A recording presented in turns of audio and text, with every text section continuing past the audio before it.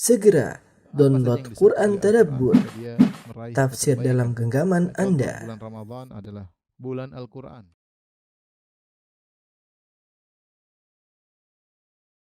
Bismillahirrahmanirrahim. Assalamualaikum warahmatullahi wabarakatuh. Alhamdulillahi ala ihsanih wa syukru lahu ala taufiqihi wa amtinanih. Asyhadu an la ilaha illallah wahdahu la syarika lahu ta'ziman li sya'nih wa asyhadu anna Muhammadan abduhu wa rasuluhu da'ila ridwanih. Allahumma salli alaihi wa ala alihi wa ashabihi wa ikhwanih. Ibu-ibu sekalian dirahmati Allah Subhanahu wa taala, pada pertemuan lalu telah kita bahas tentang apa itu rahim. Bahwasanya kerabat itu ada tiga, ada kerabat karena persusuan, ada kerabat karena pernikahan, dan ada kerabat karena rahim, satu rahim dengan yang lainnya. Dan syariat datang secara khusus, ya, semua kerabat hendaknya dibaiki dan disambung, tetapi yang lebih khusus lagi adalah kerabat karena hubungan silaturahmi.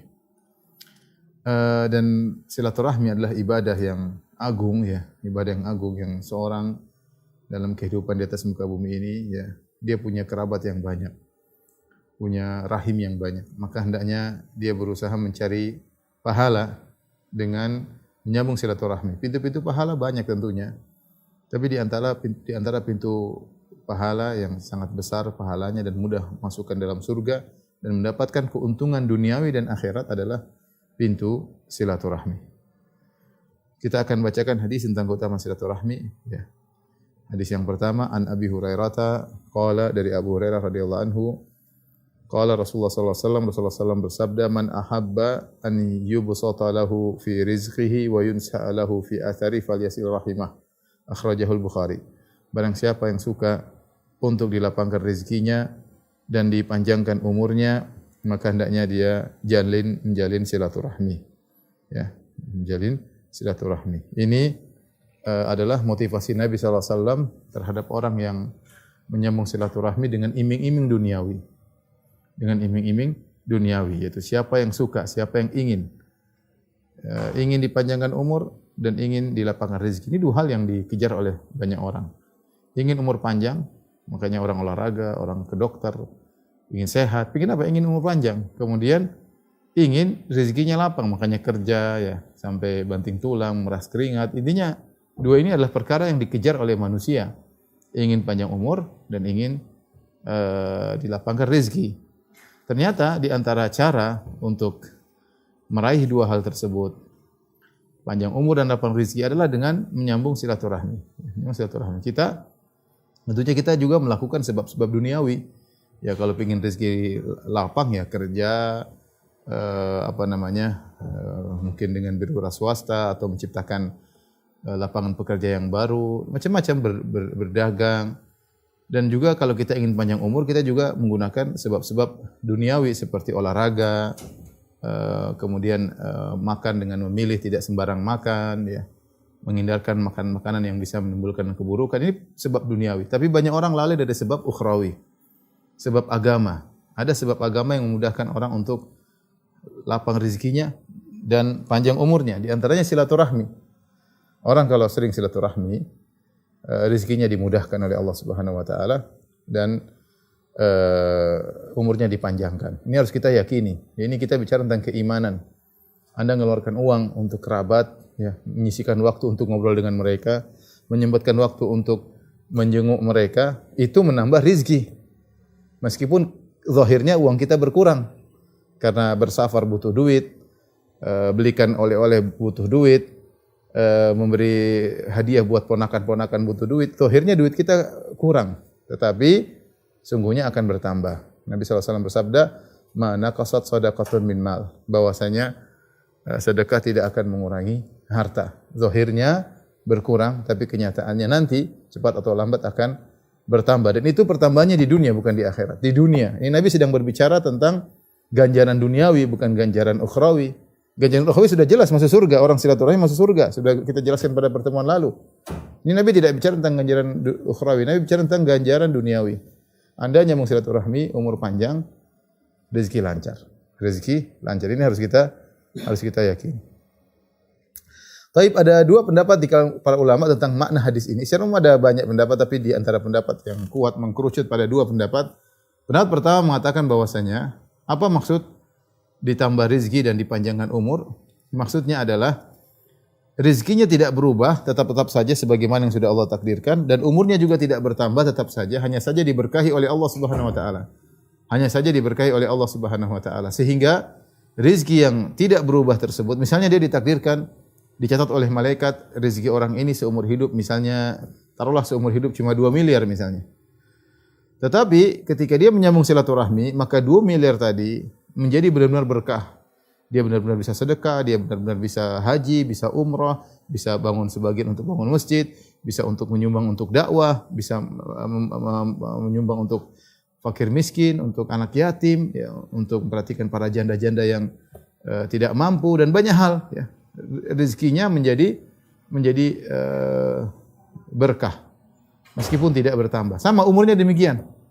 Umurnya juga tidak bertambah ketika dia menyambung silaturahmi. Umurnya tetap aja, tetapi jadi berkah. Ternyata umur yang singkat tersebut, dia jarang bermaksiat kepada Allah, dia sering puasa sunnah, dia sering sholat malam, dia sering baca Quran, waktunya tidak terbuang-buang, ya. Sehingga umurnya tetapi berkah. Ini pendapat pertama yang mengatakan bahwasanya maksudnya ditambah rizki dan ditambah umur, bukan secara zatnya tetapi secara kualitas. Umurnya menjadi berkualitas dan rizkinya menjadi berkualitas. Umurnya menjadi berkualitas, rizki menjadi berkualitas. Ini pendapat pertama. Pendapat kedua mengatakan bahwasanya benar-benar bertambah secara fisiknya, secara zatnya. Uang tadinya sekian jadi bertambah, umur tadinya sekian menjadi bertambah. Dan ini mungkin saja terjadi demikian.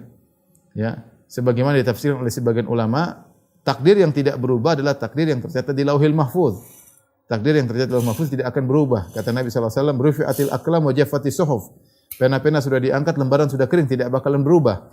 Tetapi takdir yang dicatat oleh malaikat di catatan mereka ini bisa berubah, karena tidak ada yang tahu tentang isi Lauhil Mahfuz kecuali Allah Subhanahu wa taala. Makanya kalau kita belajar takdir, kita tahu namanya takdir harian, namanya takdir umri, takdir berkaitan dengan umur hidup seorang janin, dan juga ada takdir sanawi, takdir tahunan.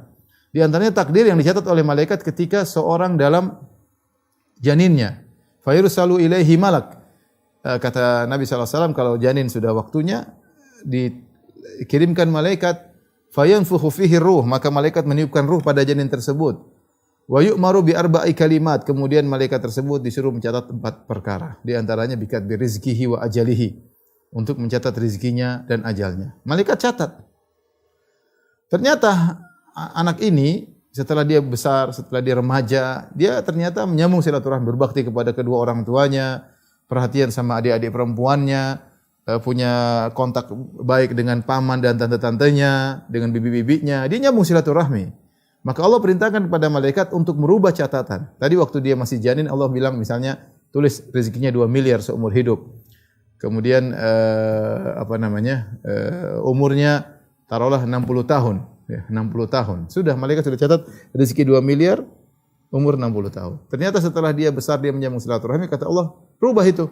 Rezeki menjadi 10 miliar misalnya, umur menjadi 80 tahun. Itu saja. Inilah yang Allah sebutkan dalam surat Ar-Ra'd ayat 39. Kata Allah, yamhullahu ma yasha'u wa yuthbit wa indahu umul kitab. Allah Subhanahu wa taala menghapuskan apa yang Allah kehendaki dan Allah menetapkan apa yang Allah kehendaki, dan di sisinya lah, di sisi Allah ada umul kitab, ada Lauhil Mahfuz yang tidak pernah berubah. Yang tidak pernah berubah. Apakah ini melazimkan takdir berubah? Jawabannya, takdir di Lauhil Mahfuz tidak berubah. Ya. Tetapi takdir yang dicatat oleh malaikat ini mengalami perubahan.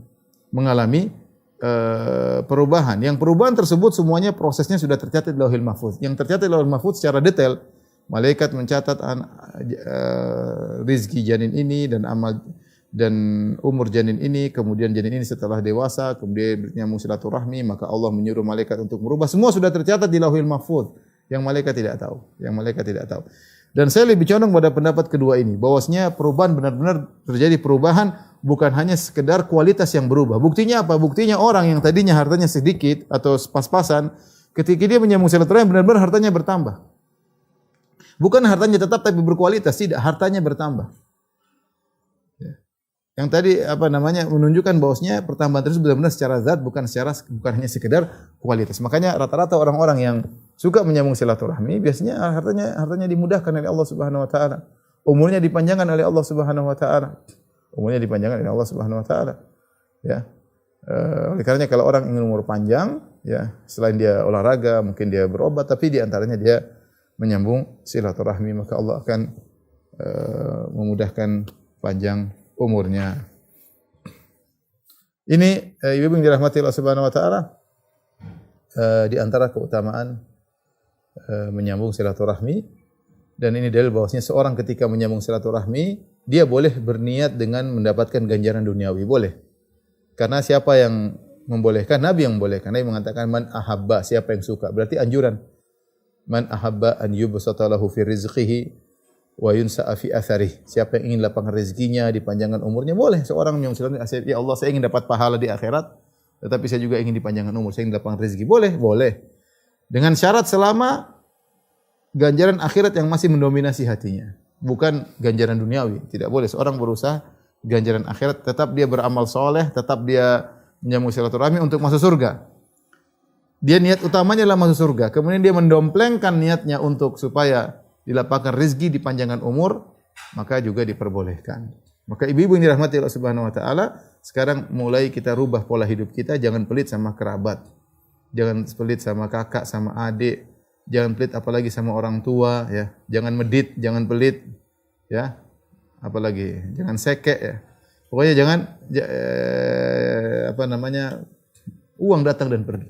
Keluarkan akan datang lagi.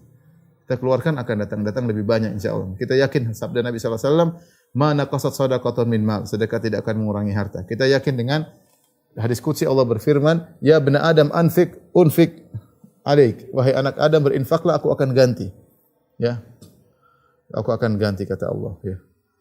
Wa ma anfaqtum min khairin fa huwa yukhlifuh wa huwa khairur raziqin. Apa saja yang kalian keluarkan, Allah akan ganti, dan dia sebaik-baik pemberi rezeki. Kita harus yakin akan hal tersebut. Allah menamakan infak yang kita keluarkan dengan qard, in tuqridullaha qardan hasanan. Kalau kalian berikan pinjaman yang baik kepada Allah. Allah sampai namakan sedekah yang kita keluarkan dengan hutang. Artinya hutang bagi Allah. Artinya kalau Allah namakan itu hutang, berarti Allah pasti bayar. Karena yang kita utangi adalah zat yang maha kaya. Saya sering sampaikan logika ini. Kalau ada orang kaya pinjam uang sama kita, dia triliuner. Kebetulan lagi safar, nggak bawa ATM, kartu kredit nggak ada, kartu debit nggak ada, duitnya nggak ada. Terus dia pinjam uang sama kita, pinjam uang 1 juta. Kita kasih nggak? Kita kasih. Kita tahu dia triliuner dan kita yakin dia akan bayar. Kenapa? Karena dia triliuner. Cuma dia kebetulan nggak ada kartu-kartu yang dia bawa. Nah, bagaimana kalau yang meminjam adalah khairur raziqin, sebaik-baik dari rezeki yang kekayaannya tidak terbatas, Allah Subhanahu wa taala. Nah, ketika Allah menamakan apa yang kita keluarkan dengan qardan hasanan, yaitu pinjaman yang baik, maka itu agar kita tentram bahwasanya pinjaman itu akan Allah bayar di dunia, ditambah apalagi di akhirat kala. Taib, ibu yang dirahmati Allah Subhanahu wa taala, kita masuk pada hadis kedua. Larangan memutus silaturahmi, Wa an Jubair bin Mut'im radhiyallahu taala anhu, dari sahabat Jubair bin Mut'im radhiyallahu anhu, qala, dia berkata, qala Rasulullah sallallahu alaihi wasallam bersabda, la yadkhul jannata qati'. Ya, la yadkhul jannata qati', tidak masuk surga orang yang memutuskan. Yakni qati'ar rahim, maksudnya yang memutuskan silaturahmi. Hadis riwayat Bukhari dan Muslim, ya. Ini hadis merupakan ancaman keras bagi orang-orang yang memutuskan silaturahmi. Ancamannya tidak masuk surga. Inilah kerugian yang sangat nyata pada hari kiamat kelak. Percuma seorang di dunia hidup mewah, kemudian hidup senang-senang, tapi akhirnya di akhirat dia masuk neraka jahanam gara-gara memutuskan silaturahmi, ya. Jadi memutuskan silaturahmi itu dosa besar. Allah Subhanahu wa taala sebutkan tentang bahayanya memutuskan silaturahmi sebagian dalam surat Ar-Ra'd ayat 25, kata Allah, walladzina yanquduna ahdallahi min ba'di mitsaqi wa yaqta'una ma amara Allah bihi ay yusal wa yufsiduna fil ardi ulaika lahumul la'natu wa lahum su'ud dar. Dan orang-orang yang merusak janji Allah setelah diikrarkan dengan teguh dan memutuskan apa-apa yang Allah perintahkan supaya disambung, yaitu memutuskan silaturahmi. Ini mereka memutuskan silaturahmi. Wa yufsiduna fil ardi, dan melakukan kerusakan di atas muka bumi. Ulaika lahumul la'nah, maka mereka dapat laknat. Walahum su'udda, dan bagi mereka kesudahan yang buruk, yaitu neraka jahanam. Jadi orang yang memutuskan silaturahmi terlaknat dan dia diancam dengan neraka jahanam. Kata Allah dalam ayat yang lain, fahal asaitum in tawallaitum an tufsidu fil ardi wa tuqatti'u arhamakum. Ulaika alladziina la'anahumullah fa asammahum wa a'ma absarahum. Kata Allah Subhanahu wa taala, apakah sekiranya jika kalian berkuasa, kalian akan membuat kerusakan di muka bumi dan memutuskan hubungan kekeluargaan, memutuskan silaturahmi. Ulaika alladziina la'anahumullah. Mereka itulah orang-orang dilaknat oleh Allah. Fa asammahum, Allah jadikan mereka dijadikan tuli, wa a'ma absarahum, ya, dan dibutakan penglihatan mereka, dijadikan tuli dan dijadikan buta. Ini ancaman yang keras bagi orang yang memutuskan silaturahmi. Ancaman keras. Diancam tidak masuk surga, diancam dengan neraka, diancam dengan dilaknat, diancam dibutakan matanya, ditulikan telinganya. Apa maksudnya dibutakan matanya, ditulikan telinganya? Maksudnya dia tidak bisa lagi melihat kebenaran. Hatinya mati. Sudah tidak peka lagi kepada ayat-ayat Allah. Kenapa? Tuli dan buta. Ya, tuli dan buta. Ini menunjukkan bahwasanya memutuskan silaturahmi adalah dosa besar, dosa besar. Makanya ikhwan akhwat yang dirahmati Allah Subhanahu wa taala, ibu-ibu yang dirahmati Allah Subhanahu wa taala, hati-hati seorang bertakwa kepada Allah Subhanahu wa taala, jangan sampai menjadi orang yang memutuskan silaturahmi karena dosanya dosa besar. Saya ulangi, diancam tadi apa? Diancam dilaknat. Dilaknat maksudnya dijauhkan dari rahmat Allah. Setelah dilaknat kemudian diancam tidak masuk surga. Kemudian walahum su'uddar, diancam masuk neraka jahanam. Kemudian fa asammahum, dijadikan tuli, wa ama absarahum, dijadikan buta, lengkap. Ya. Lengkap. Dijadikan menderita di dunia. Ya, kalau tadi orang yang menyambung silaturahmi umurnya panjang, rezekinya berkah, ini enggak, rezekinya enggak berkah, bikin sakit, umurnya enggak berkah. Ya. Kasihan orang yang seperti itu. Yang tidak menyambung silaturahmi. Ribut sama orang tuanya, ribut sama adiknya, ribut sama kakaknya, pelit sama orang tuanya, pelit sama kakaknya, pelit sama adiknya. Nah, syariat menjelaskan bahwasanya mengenai masalah menyambung silaturahmi ada 3 tingkatan, ini sudah pernah kita singgung. Yang pertama, tingkatan pertama adalah penyambung silaturahmi sejati, ya. Yang dia menyambung dan berbuat baik kepada kerabatnya meskipun dia disakiti. Kata Nabi sallallahu alaihi wasallam, "Laisal wasilu bil mukafi, walakinnal wasil alladhi idza quti'at rahimuhu wasalaha." Ya, idza quti'at rahimuhu wasalaha. Bukanlah penyambung silaturahmi sejati adalah yang hanya mukafi, yaitu kalau dia baik saya baik. Itu bukan penyambung silaturahmi sejati. Zahirnya nyambung silaturahmi, ternyata tidak. Ternyata dia baik karena dibaiki. Walakinnal wasil, tetapi penyambung silaturahmi sejati alladzi idza quti'at rahimuhu, yaitu orang yang silaturahminya kalau diputus, dia berusaha menyambungnya. Wasalaha, dia berusaha sambung. Artinya dia disakiti, dia dijauhi, dia direndahkan, dia dihina, tetapi dia cuek karena Allah Subhanahu wa taala, dia berusaha menahan hatinya dan dia berusaha untuk menyambung. Dia tidak balas keburukan dengan keburukan. Ini sangat-sangat berat, tapi inilah penyambung silaturahmi sejati. Kalau dia berbuat baik tidak diakui. Kalau dia berbuat baik tidak ada yang bilang terima kasih.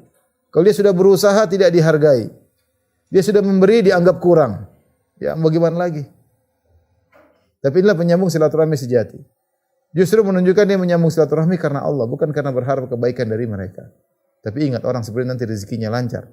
Orang seperti nanti umurnya berkah. Bahkan dalam satu hadis dari Abu Hurairah, ada seorang laki datang kepada Rasulullah, dia berkata, "Ya Rasulullah, inna li qarabatan."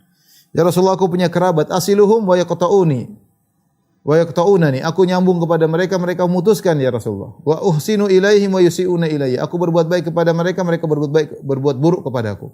Wa ahlumu anhum wa jaluna ali, aku bersabar dengan mereka, mereka tidak sabar denganku. Bagaimana Rasul? Aku buat baik, mereka buat keburukan. Aku sambung, mereka putus. Apa kata Nabi sallallahu alaihi wasallam? La in kunta kama taqul, kalau kondisimu seperti yang kau sampaikan, fa ka'annama tusifuhumul mal, seakan-akan kau masukkan debu panas di mulut mereka. Wala yazalu ma'aka minallahi dhahirun alaihim ma dumta ala dzalik, dan senantiasa Allah kirimkan malaikat menolong engkau ya selama engkau dalam kondisi demikian. Selama kau bisa balas keburukan mereka dengan kebaikan, Allah akan berikan penolong bagimu.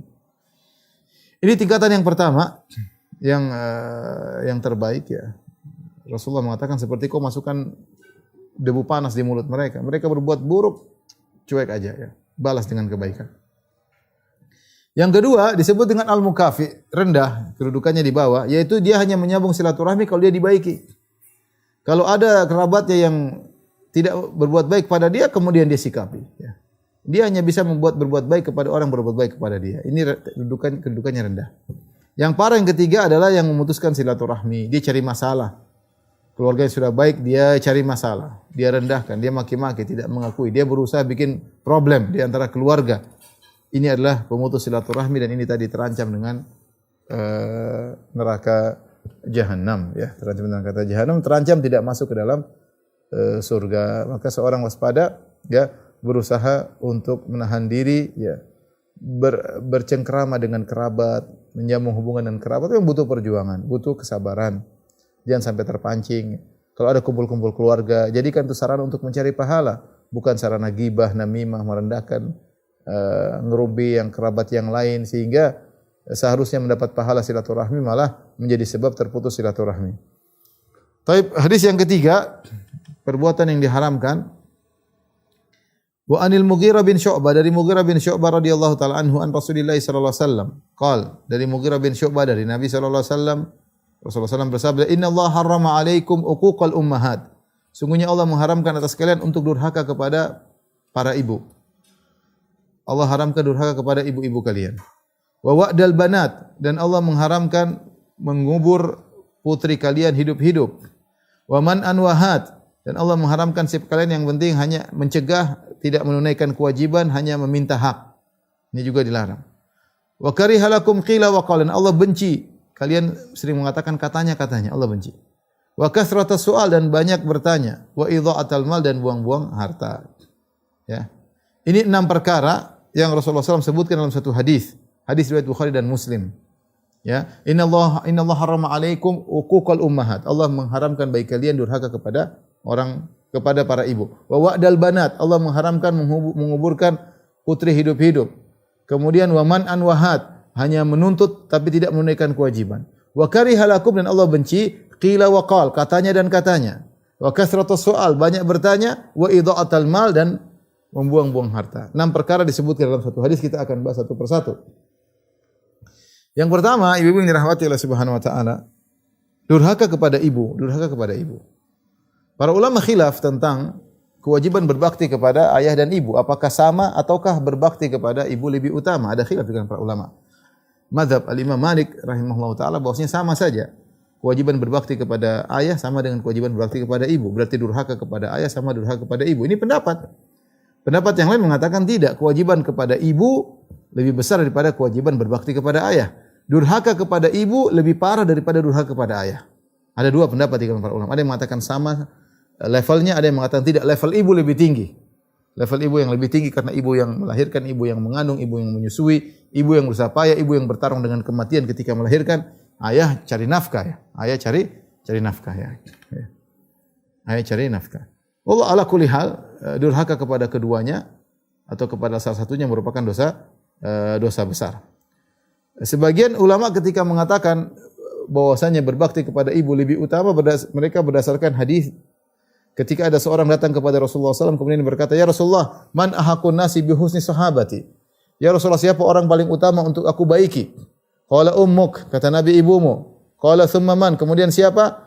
Qala thumma ummuk, kemudian ibumu. Qala thumma man, kemudian siapa? Qala thumma ummuk, sampai 3 kali, kemudian ibumu. Qala thumma man, siapa? Qala thumma abuk, kemudian ayahmu. Ini kata mereka, Nabi menekankan ibu sampai 3 kali. Sementara ayah cuma sekali. Apakah ini menunjukkan bahwasanya level berbakti kepada ibu harus lebih utama daripada ayah? Wallahu alam bisawab. Tadi bilang ada khilaf di kalangan para ulama.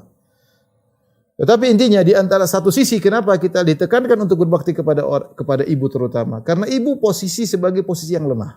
Beda dengan ayah. Ayah jadi banyak sisi. Kenapa ibu lebih utama? Karena pertama ayah posisinya lebih kuat. Ayah laki-laki, ya. Kemudian ayah punya haibah, punya wibawa, karismatik. Kemudian seorang tidak berani sama ayahnya bisa gampar, ya. Dan banyak hal yang membuat dia takut kepada orang tuanya, kepada ayahnya. Banyak hal yang membuat dia takut kepada ayahnya. Ini satu sisi kenapa ditekankan untuk berbakti kepada ibu. Lain halnya dengan ibu. Biasanya orang berani kepada ibunya. Ibu wanita lemah, ya. Peka, ya. Mudah nangis, ya. Perempuan, ya. Perempuan. Betapa banyak anak lebih berani membentak ibunya daripada ayahnya. Kalau bentak ayahnya nggak berani, ayahnya gampar langsung selesai. Tapi sama ibunya dia bentak, dia suruh-suruh ibunya, dia mendahkan ibu, dia minta uang ibunya, dia sakiti hati ibunya. Oleh karenanya Rasulullah mengkhususkan untuk berbakti kepada ibu disebutkan lebih utama. Ini sisi pertama kenapa syariat menyebutkan tentang berbakti kepada ibu lebih banyak daripada berbakti kepada bapak.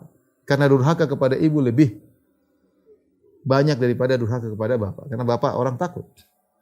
Yang kedua, kenapa? Karena kedekatan ibu kepada anak lebih dekat daripada ayah. Ayah di luar rumah kerja mencari nafkah di bawah terik matahari, pulang-pulang sudah malam. Kebanyakan anak sama ibunya yang menyusuinya, ibunya yang mengandungnya, ibunya yang menyusuinya, ibunya yang merawatnya. Kedekatan sama ibu lebih banyak daripada kedekatan kepada ayah. Ini kondisi rumah tangga demikian. Ya, kedekatan kepada ibu. Nah, seharusnya kau lebih berbakti, lebih perhatian sama ibu karena kau lebih banyak interaksi dengan ibu tanpa menyampingkan hak ayah. Hak ayah. Allah sebutkan tentang bagaimana keutamaan ibu. Ini di antara hal yang ketiga. Keutamaan ibu ini sering dilupakan. Beda dengan keutamaan ayah. Ayah kita lihat. Ayah cari kerja, cari duit. Sampai kita sudah besar, kita lihat ayah cari duit. Ayah keluar capek. Ibu sudah selesai. Ketika kita dalam kandungannya, kita nggak sadar. Ketika dia menyusui kita, kita pun belum sadar, masih kecil. Sehingga keutamaan ibu yang sangat mulia tersebut sering terlupakan. Karena kita memang bukan terlupakan, memang kita nggak ingat. Makanya Allah ingatkan, kamu itu dulu pernah dalam perut ibumu. Kamu itu pernah disusui oleh ibumu. Kamu itu pernah dalam genggaman ibumu, dalam dekapan ibumu, dalam pangkuan ibumu. Maka Allah sebutkan secara khusus karena itu hal yang tidak kita ingat lagi. Kalau ayah kita masih ingat, ayah kerja. Kita sudah besar, kita masih lihat ayah kerja. Pulang, letih, capek, dipijit, kemudian masuk angin, macam-macam. Ibu kita juga lihat ibu kerja, tapi kita tidak lihat bagaimana posisi yang sangat penting ketika ibu mengandung, ketika ibu melahirkan kita, ketika ibu menyusui kita. Makanya Allah mengatakan hamalatu ummuhu wahnan ala wahnin. Ibunya telah mengandungnya dalam kondisi lemah di atas kelemahan. Ya. Oleh karenanya benar-benar kita tidak merasakan bagaimana sulitnya ibu ya kecuali setelah kita menikah. Setelah saya menikah, saya lihat istri saya bagaimana sulitnya ngurusin anak-anak.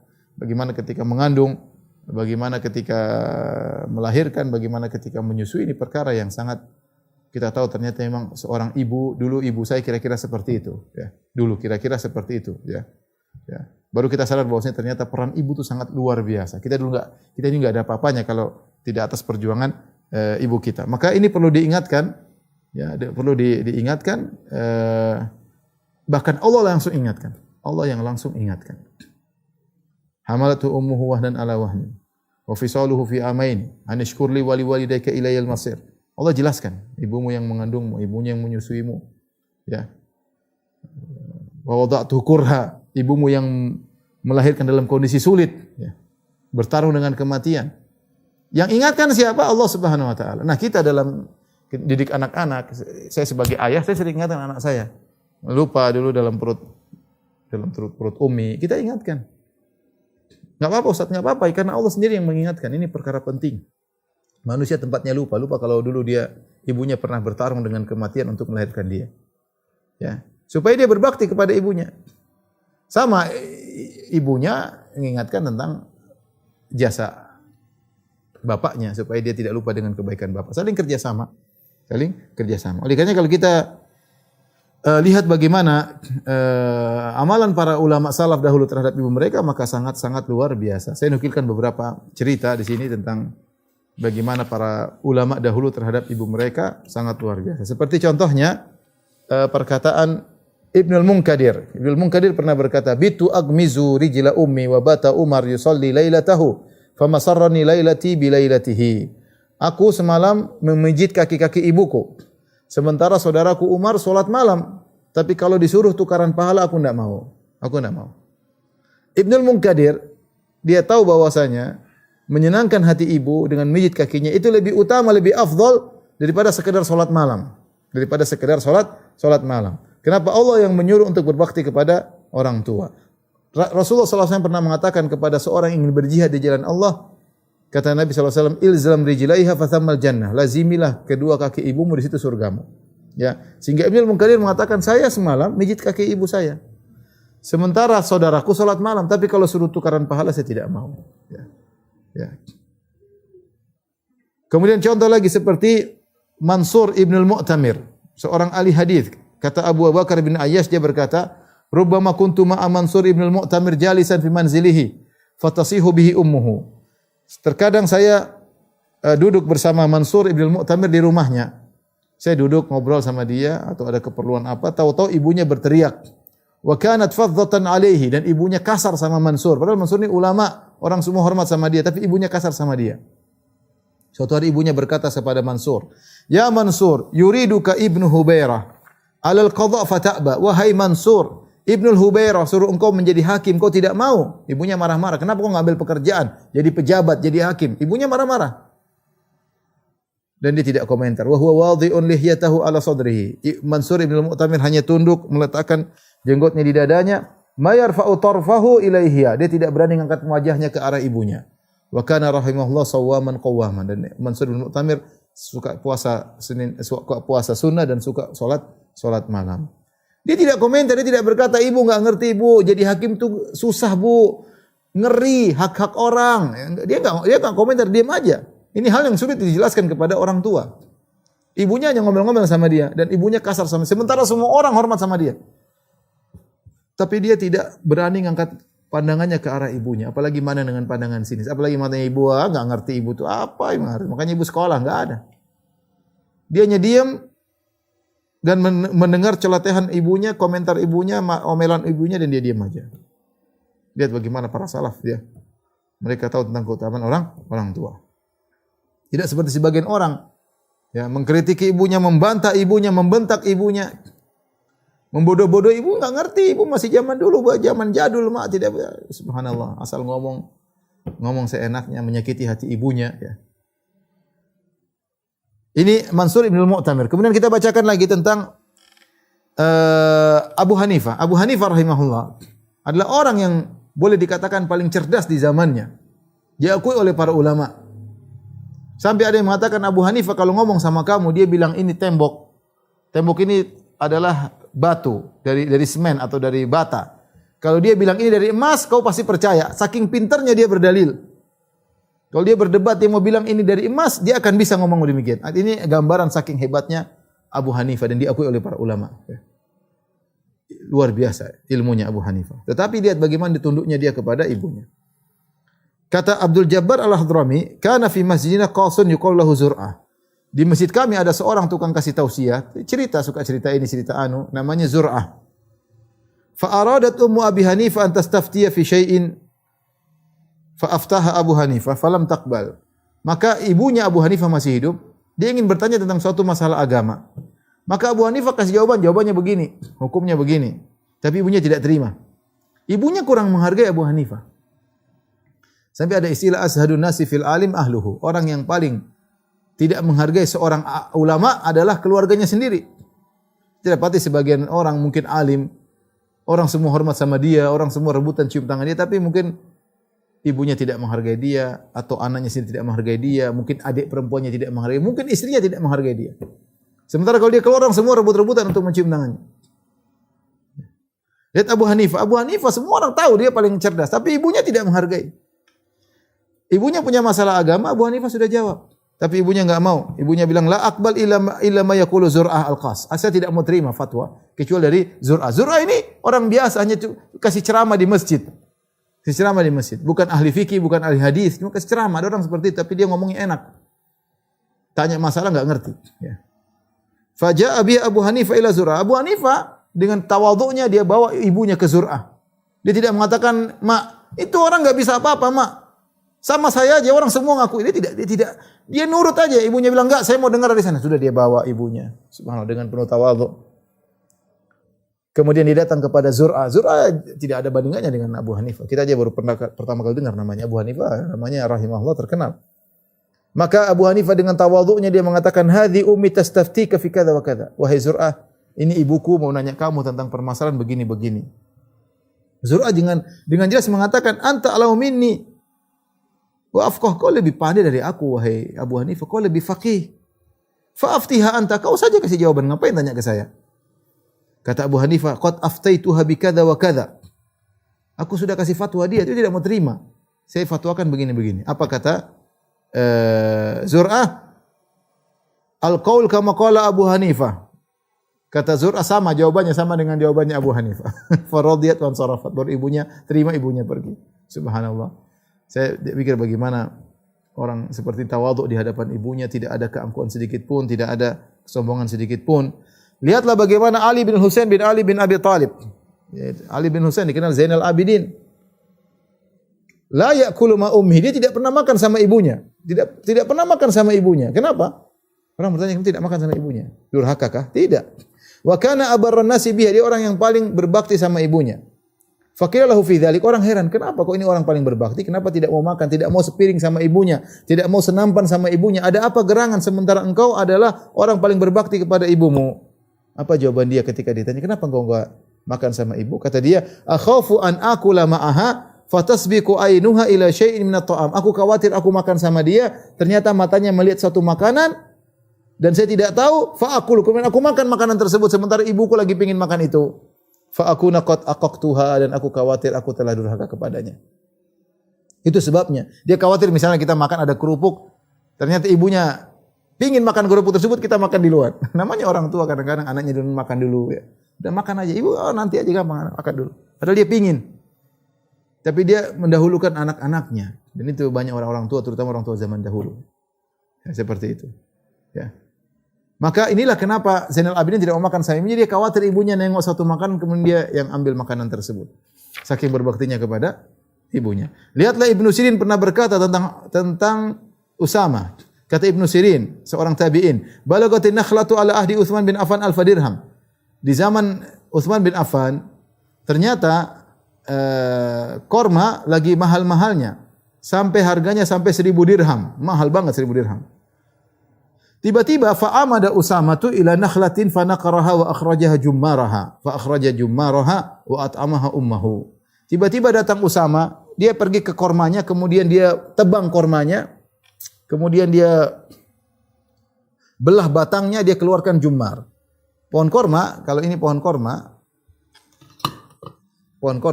ini batang pohon korma. Ini misalnya apa namanya buahnya.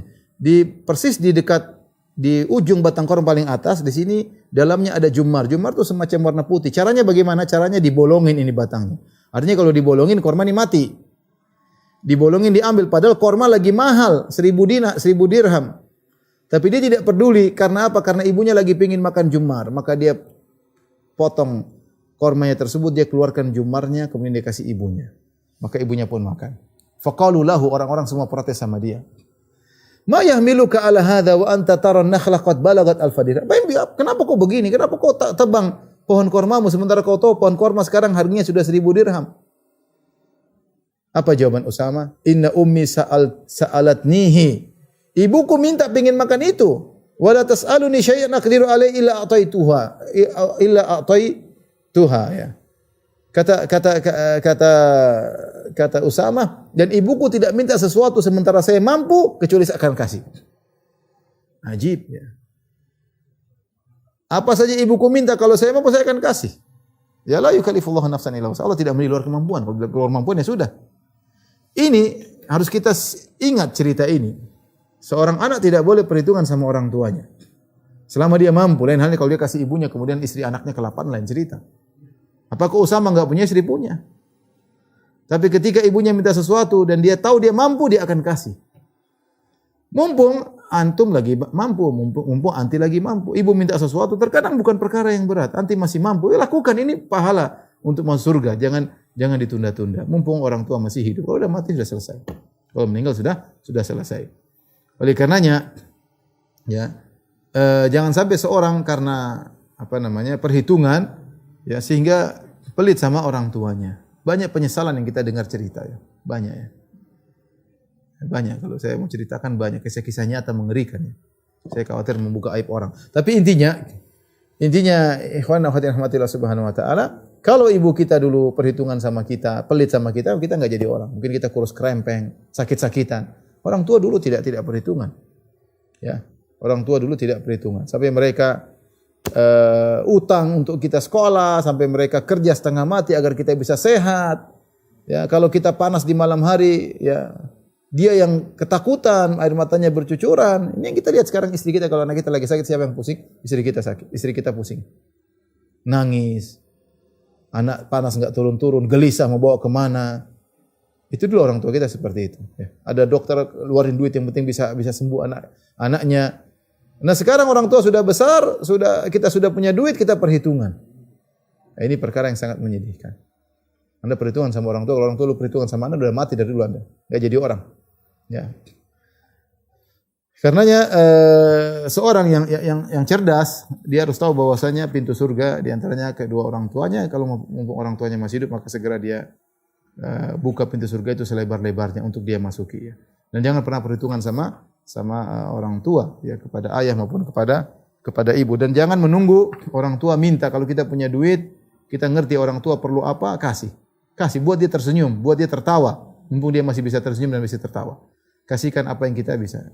Hati-hati kalau Anda pelit, jangan sampai termasuk orang anak-anak yang durhaka. Allahul musta'an. Kemudian yang kedua, larangan yang kedua, kata Nabi sallallahu alaihi wasallam, "Innallaha harrama 'alaikum uquqal ummahat." Allah mengharamkan bagi kalian durhaka kepada para ibu, wa wa'dal banat, dan dilarang untuk menguburkan anak perempuan hidup-hidup. Ini kebiasaan jahiliyah. Mereka dahulu, ya, tidak suka punya anak perempuan. Kenapa anak perempuan bikin masalah? Kalau anak laki-laki, masih mending anak laki-laki nanti kalau udah besar ikut berperang, ikut barisan perang. Apalagi orang Arab jahiliyah dahulu sering berperang di antara mereka, kabilah dan kabilah perang di antara mereka. Sehingga mereka butuh jumlah yang banyak. Sehingga kalau punya anak laki-laki mereka bangga, kalau punya anak perempuan mereka kecewa. Ya. Sampai disebutkan dalam satu kisah kenapa terjadi pembunuhan terhadap anak-anak perempuan. Terjadilah pertikaian atau perang di antara dua kabilah. Kemudian akhirnya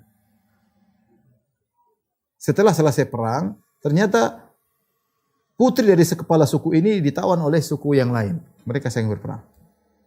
Jadi putri dari kepala suku ini ditawan oleh suku yang lain, putrinya. Akhirnya dia pusing gimana bisa menyelamatkan putrinya lagi. Ternyata putrinya di kepala ini jatuh cinta sama lelaki di suku yang lain ini. Akhirnya putrinya tidak mau kembali, tetap bertahan sama, akhirnya kepala suku ini jengkel. Dia benci sejak saat itu kepada anak perempuan. Dia berkata, kalau saya punya anak perempuan lagi, saya akan kubur hidup-hidup. Mulailah ketika dia punya anak perempuan, dia kubur hidup. Jadilah kebiasaan. Ini zaman jahiliyah tentunya. Ini asal muasal. Sebenarnya mengatakan ini asal muasal kenapa terjadi tradisi. Banyak sebab di antaranya ini. Tradisi tadi. Sehingga mereka malu kalau punya anak perempuan. Allah sebutkan, wa idza busyira ahadun bil unsa dhalla wajhuhu muswaddan wa huwa kadhim. Kalau dikabarkan punya anak perempuan, maka mereka marah dan mereka sedih. Ya tawara minal qaumin su'i ma busyira, malu ketemu orang. Kalau tanya anakmu mana? Perempuan dia malu. Ayumsiku ala hunin am yurisu fi turab. Cuma dua yang bisa lakukan, apakah langsung dikubur hidup-hidup saat itu juga atau dibiarkan sampai umur 6, 7 tahun, 8 tahun baru dikubur hidup-hidup. Allah sebutkan tentang perbuatan mereka dan hari kiamat mereka akan diminta pertanggungjawaban. Kata Allah, wa idzal mau'udatu su'ilat bi ayyi dzambin qutilat. Ketika anak-anak perempuan yang dikubur akan ditanya oleh Allah pada hari kiamat kelak, atas dosa apa mereka dikubur? Jawabannya tidak ada dosa. Ya. Hanya sekedar kepuasan ke orang tuanya yang ingin membunuh anaknya. Ikhwan dan akhwat yang dirahmati Allah Subhanahu wa taala, para ibu yang dirahmati Allah Subhanahu wa taala. Jika seorang, ya, orang jahiliyah dahulu mereka punya anak perempuan, mereka lakukan. Pertama, langsung dikubur, atau kedua dibiarkan sampai umur 6 tahun, 7 tahun, setelah itu dirias, kemudian dibawa pergi, kemudian sudah di suatu sumur sudah disiapkan, anak tersebut kemudian dilempar dalam sumur tersebut, kemudian dikubur hidup-hidup. Ya, makanya ketika anaknya diambil, maka ibunya sudah ngerti ini anak mau dibunuh. Sudah tradisi mau diapain? Tradisi umur 7 tahun dibunuh, umur 6 tahun dibunuh. Masih mending dibunuh begitu lahir langsung dibunuh. Ini enggak sudah besar, sudah 6 tahun, 7 tahun lagi lucu-lucunya, lagi cantik-cantiknya. Kemudian dibawa, subhanallah, hilang apa rasa hati mereka, perasaan mereka hanya karena mengikuti tradisi masyarakat. Malu punya anak perempuan, tidak ada yang bisa dibanggakan. Bikin repot kehidupan. Akhirnya dibunuh. Di zaman kita, di kaum muslimin tidak ada perbuatan tersebut, sudah tidak ada orang siapa yang tega membunuh anaknya. Kalau ada itu orang kelainan. Tetapi kebencian terhadap anak perempuan masih tersisa. Enggak suka punya anak perempuan, itu masih ada. Kalau sampai tahapan membunuh, enggak. Tapi kalau kebencian terhadap anak perempuan, punya anak perempuan, jengkel, punya perempuan, jengkel, ini ada, masih ada. Masih ada sebagian orang. Terutama seorang yang diberikan anak perempuan berturut-turut, anak pertama perempuan, anak kedua perempuan, anak ketiga perempuan. Dia mulai jengkel sama, kalau punya anak perempuan, dia mulai jengkel sama istrinya. Ya. Ketidaksukaan terhadap anak perempuan ini merupakan bentuk protes terhadap takdir Allah. Protes. Allah kasih anugerah anak perempuan, kau protes. Ya. Dan ini merupakan bentuk menolak pemberian Allah Subhanahu wa taala. Allah menamakan anak perempuan sebagai pemberian, anugerah. Kata Allah, lillahi mulkus samawati wal ard. Sungguhnya milik Allah kerajaan langit dan bumi. Yakhluqu ma yasha, Allah menciptakan apa yang Allah kehendaki. Yahabu liman yasha'u inathan. Allah menganugerahkan kepada siapa yang Allah kehendaki anak-anak perempuan. Wa yahabu liman yasha'u dzukur. Allah juga memberi anugerah kepada sebagian orang anak laki-laki saja. Jadi Allah cerita, ada orang yang anaknya perempuan semua. Ada orang yang anaknya laki-laki semua. Au yuzawwijuhum dzukranan wa inathan. Ada orang anaknya laki-laki perempuan seperti saya. Saya punya anak perempuan 3, saya punya anak laki-laki 2. Tapi ada yang laki-laki semua, ada yang perempuan semua. Ya. Saya punya teman anak keempat sudah kelima perempuan semua ada. Pertama perempuan, kedua perempuan, ketiga perempuan, keempat perempuan, kelima perempuan. Kalau tanya kamu lahir perempuan lagi, kayaknya sedih. Kayaknya sedih. Wa yaj'alu may yasha'u aqima, dan ada orang tidak punya anak. Jadi demikian manusia, ada yang anaknya laki-laki saja, ada anaknya perempuan saja, ada anaknya laki-laki saja, ada yang laki-laki perempuan, ada yang mandul. Ini menunjukkan bahwasanya anak laki-laki dan perempuan adalah hibah, pemberian dari Allah Subhanahu wa taala, ya. Kemudian benci terhadap anak perempuan, ya, ini adalah bentuk, ya, apalagi sampai berpindah pada kebencian terhadap istri, ini adalah bentuk ketidakwarasan seorang suami. Ketidakwarasan. Bagaimana dia benci punya anak perempuan dan yang disalahkan adalah istrinya. Disalahkan, kamu kena perempuan lagi, anak perempuan. Sampai ada sebagian mereka yang bilang, kalau kamu punya anak perempuan lagi, anak kelima perempuan lagi, saya cerai. Sampai ada kedunguan seperti itu. Apa salah sang wanita? Dia cuma seperti sawah yang ditanam oleh sang lelaki. Lelaki yang tanam, kemudian ketika hasilnya tidak sesuai, yang dimarah sawahnya. Ini salah. Yang kamu tanam bibitnya perempuan gimana? Ya. Kemudian kok yang disalahkan adalah wanita. Ya. Ini adalah sikap kedunguan sebagian para lelaki.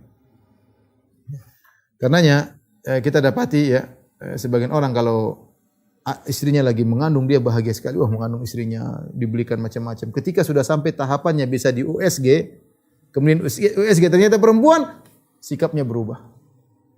Dia berharap laki-laki, ternyata perempuan, sikapnya berubah. Tidak sesemangat seperti sebelumnya. Ini berarti masih ada naz'ah jahiliyah, masih ada sisa jahiliyah yang ada pada dirinya. Benci terhadap anak perempuan.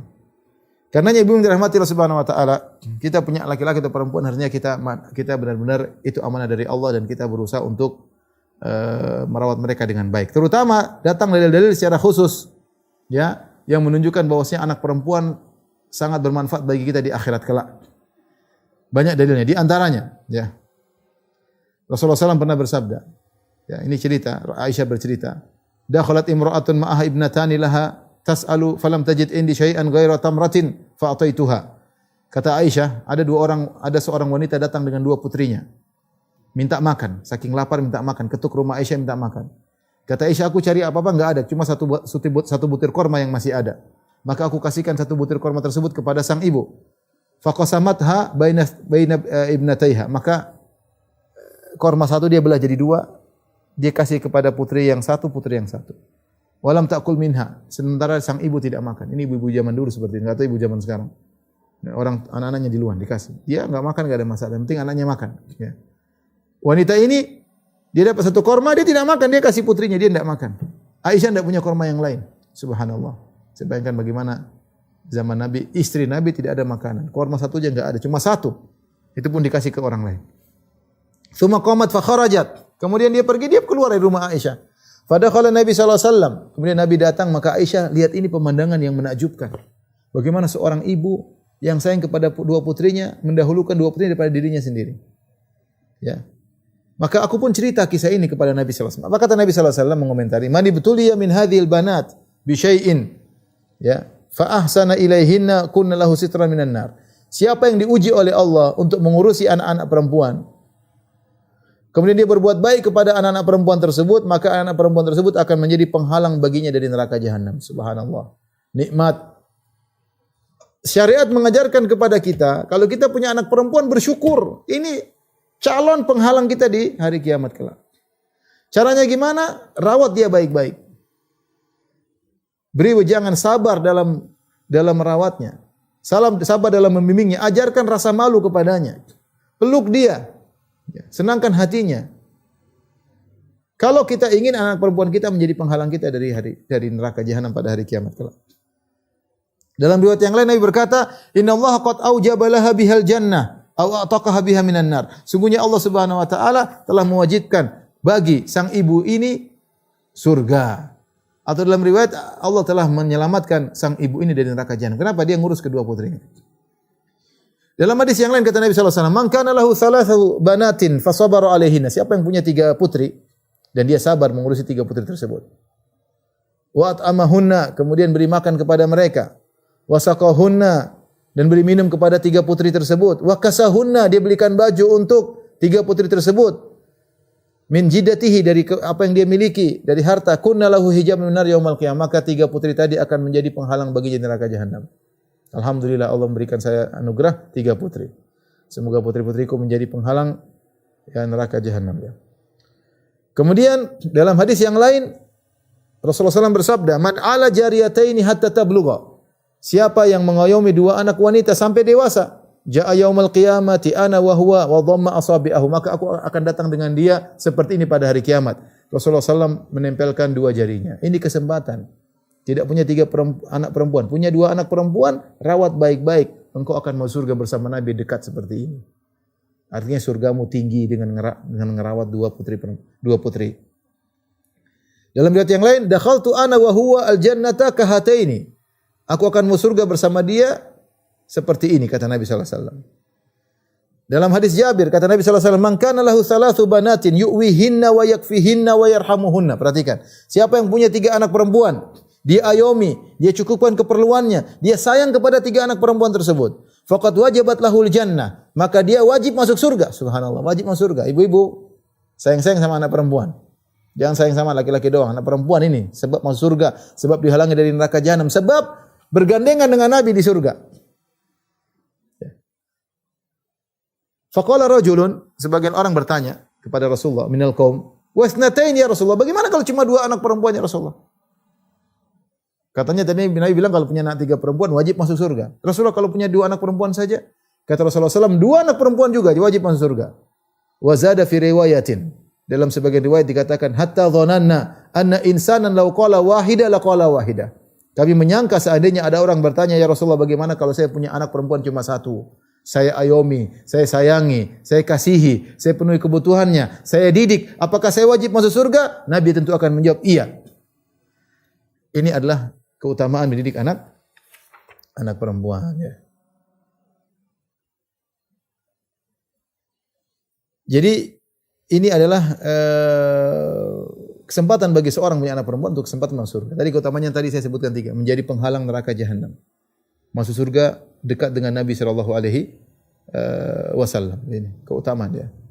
Wajib masuk surga tadi kata Nabi sallallahu alaihi wasallam ya. Ini semua kenikmatan yang luar biasa.